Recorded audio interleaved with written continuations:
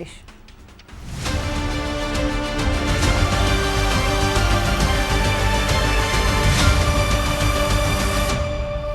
मी विशाल परदेशी. महाराष्ट्र विशेषमध्ये आपलं सगळ्यांचं स्वागत. राज्य सरकारनं जनतेकरता घेतलेले लोकोपयोगी निर्णय शिवाय वेगवेगळ्या प्रकल्पांबद्दलच्या सकारात्मक घडामोडी आपण जाणून घेणार आहोत महाराष्ट्र विशेषमध्ये. चला सुरुवात करूया. अमेरिकन कंपन्यांनी आपल्या नवीन कल्पना आणि गुंतवणूक घेऊन महाराष्ट्रात यावं. राज्य सरकार त्यांना जागतिक दर्जाच्या पायाभूत सुविधा, कुशल तरुण आणि मोठी बाजारपेठ उपलब्ध करून देईल असं आवाहन मुख्यमंत्री देवेंद्र फडणवीस यांनी केलं. मुंबईत आयोजित इंडो अमेरिकन चेंबर ऑफ कॉमर्सच्या राष्ट्रीय परिषदेत ते बोलत होते. महाराष्ट्राची अर्थव्यवस्था $660 बिलियन असून ती वेगाने वाढते. नवी मुंबईत 165 एकरावर अत्याधुनिक मेडिसिटी उभारली जात असून देशातील 65% डिजिटल इन्फ्रास्ट्रक्चर महाराष्ट्रातच आहे. अमेरिका तंत्रज्ञानात पुढे आणि महाराष्ट्राकडे अफाट तरुण ताकद आहे. या दोघांच्या एकत्र येण्याने आरोग्य, AI आणि डेटा सेंटर क्षेत्रात मोठी क्रांती घडून येईल असा विश्वास मुख्यमंत्र्यांनी व्यक्त केला.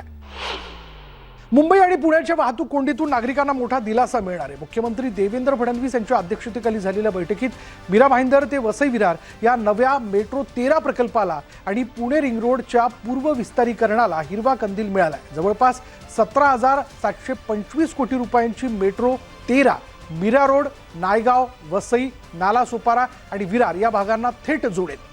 वसई खाडीवर रस्ता आणि मेट्रो असा एकत्र पूल बांधला जाणार असून त्यामुळे प्रवासाचा वेळ अर्धा होईल.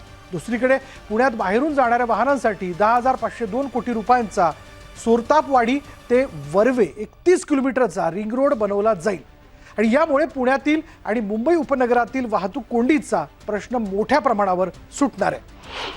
महाराष्ट्रातील ज्या गावांना गेल्या 5 वर्षात पिण्याच्या पाण्यासाठी टँकरवर अवलंबून राहावं लागलं त्या गावांचा आता कायापालट होणार आहे.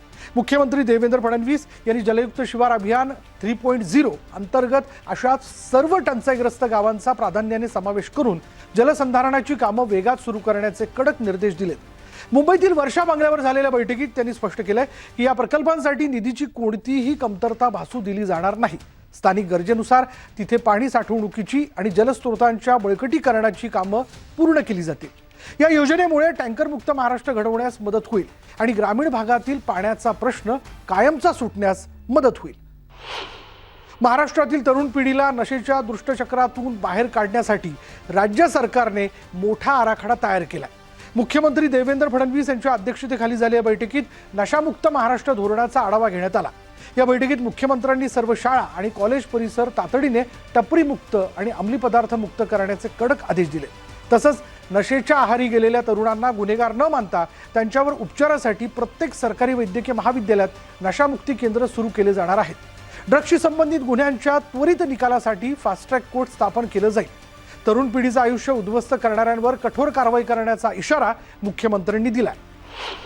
सिंधुदुर्गमधील शिरोडा वेळाघरचा समुद्र किनारा आता आंतरराष्ट्रीय स्तरावर चमकणार आहे. इथे ताज ग्रुपच्या भव्य पर्यटन प्रकल्पासाठी राज्य सरकार, ताज ग्रुप आणि स्थानिक जमीन मालक सोसायटीमध्ये महत्त्वपूर्ण करार झालाय. मुख्यमंत्री देवेंद्र फडणवीस यांच्या उपस्थितीत हा सामंजस्य करार झाला. या प्रकल्पामुळे सिंधुदुर्गात पर्यटनाची मोठी लाट येईलच, पण स्थानिकांचं हितही जपलं जाईल. इथल्या 23 स्टॉल धारकांना पिकनिक स्पॉट जवळ नवी जागा दिली जाणार आहे. बुलढाणा जिल्ह्यातील सिंदखेड राजा इथल्या राजमाता जिजाऊ माँसाहेबांच्या स्मारकासाठी राज्य सरकारने 50 कोटी रुपयांचा निधी मंजूर केला. उपमुख्यमंत्री एकनाथ शिंदे यांनी ही घोषणा करत स्मारकाच्या कामाला तात्काळ गती देण्याचे आदेश दिलेले आहेत.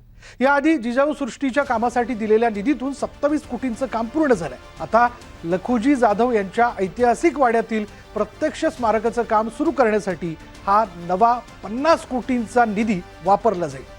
यातून स्मारकासोबतच आजूबाजूचे रस्ते आणि पर्यटकांसाठीच्या सोयीसुविधा विकसित केल्या जातील.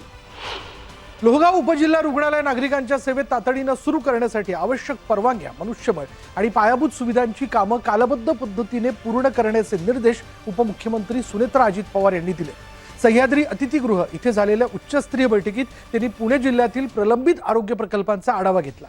खेड, राजगड, चाकण आणि माळुंगे परिसरातील आरोग्य सुविधा सक्षम करणं, नवीन पदनिर्मिती करणं आणि बालकांच्या जन्म नोंदणीतील आधारविषयक अडचणी सोडवण्याच्या सूचना त्यांनी दिल्या.